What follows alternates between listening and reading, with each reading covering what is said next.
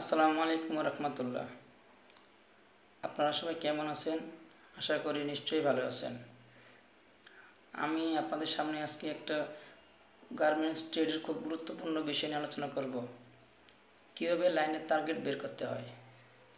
ধরুন এখানে line number A, total manpower 20 জন, ওয়ার্কিং আওয়ার 10 ঘন্টা, এসএমবি 3.50।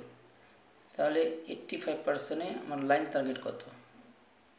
আমরা জানি আমাদের টার্গেটের সূত্র total man power into 60 divided SMB. তাহলে আমি খুব সহজেই ক্যালকুলেশনটা করে নিতে পারি।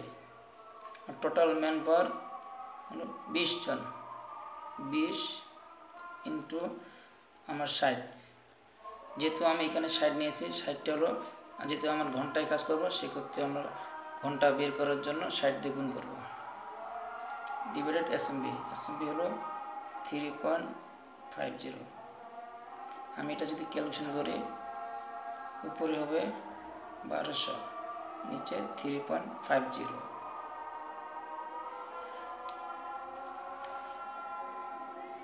এখানে আমি 1200-কে 3.50 দিয়ে ভাগ করব। তাহলে আমার 100%-এ 343 পিস। এটা কিন্তু আমার হলো 100%। যেহেতু আমার এখানে বলা আছে যে আমি 85% টার্গেট বের করবো কত, তাহলে আমি 343 পিসকে 85% করবো। 85% করলে আমার টার্গেট আসে 274 পিস। এটা হলো 85%। এখন অনেকে জিজ্ঞাসা করতে পারেন যে এখানে 85% দিয়ে কীভাবে করে। 343-কে আপনি 0.85 দিয়ে গুণ করবেন। যেমন আমি এখানে দেখাই দিই, সাইটে 343 ইন্টু 0.85 274 পিস। তাহলে আমার লাইনের টার্গেট বেড়ে গেল 274 পিস, আমার পার আওয়ার টার্গেট। এখন আমি এটাকে 10 ঘন্টা নিয়ে আসবো, যেহেতু আমার বলা আছে যে 10 ঘন্টা টার্গেট কত। তাহলে আমার 274 ইন্টু 10 ঘন্টা সমান সমান 2740 পিস। এই হলো আমার লাইনের টোটাল টার্গেট 10 ঘন্টার। ঠিক একইভাবে প্রত্যেকটা লাইনের, এই লাইন যেভাবে আমি ক্যালকুলেশন করেছি, এভাবে প্রত্যেকটা লাইনের ক্যালকুলেশন একইভাবে করতে হবে।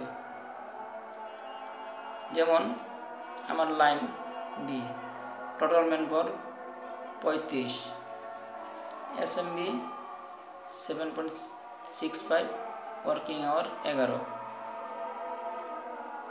70% আমার লাইন টার্গেট কত?